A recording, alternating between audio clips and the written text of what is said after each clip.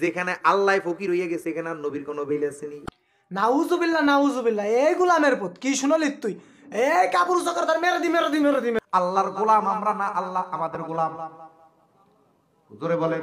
এরাম মারা মারবো খেজুরির ডাইকেও দিয়ে তোরে, বুঝলি? পাবনায় যায়ও সিরিয়াল পাবি নে, পাবনা সিরিয়ালই তুই পাবি না, বুঝলি? এই আল্লাহ তোর গোলাম, আল্লাহ তোর গোলাম। তাইলে রাসূল দুনিয়া থেকে বিদায় নেওয়ার পরে গোলামের বাচ্চা কিভাবে প্রলাদা হয়? ইন্না লিল্লাহ ইন্না লিল্লাহ।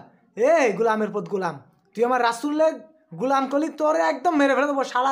আমার রাসূললে গোলাম করছিস তুই, তোরে একদম এরাম মারা মারবো যে মুখির হাড় গোড় ভাঙে একদম হারায় চলে যাবে, বুঝলি? আজকে এই ভণ্ড মোল্লাদের কারণে আমার মতো আবার আপনাদের দেশের এই আমার ভাষা যে বসে রয়েছে ওনারা ভণ্ড না, ভণ্ড আমি আমি আমি। তুই ভণ্ড সেটা তো আমরা সবাই জানি, তুই বিষ খেয়ে মরে যা মরে যা।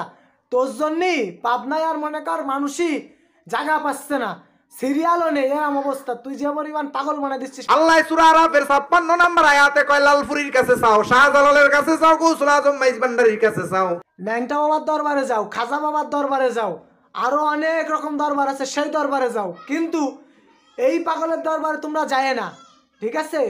এই পাগলের দরবারে তোমরা গেলেই পাগল হয়ে চলে আসবে। কাজা আমার আপনার 14 গোষ্ঠীর বাপে কেউ বানায় নাই, এটা কে বানাইছে? আল্লাহ সৃষ্টি করছে, আল্লাহ সৃষ্টি করছে। এখন আমাদের কিছু পাগল আছে, এরা লিমিট ক্রস করে ফেলে। গাঞ্জা যখন আল্লাহ বানাইছে তাহলে গাঞ্জা তুরা ব্যাস, গাঞ্জার তো এখন ডেট ফেলে গেছে, গাঞ্জা এখন তুরা খা, খায় তুরা মর।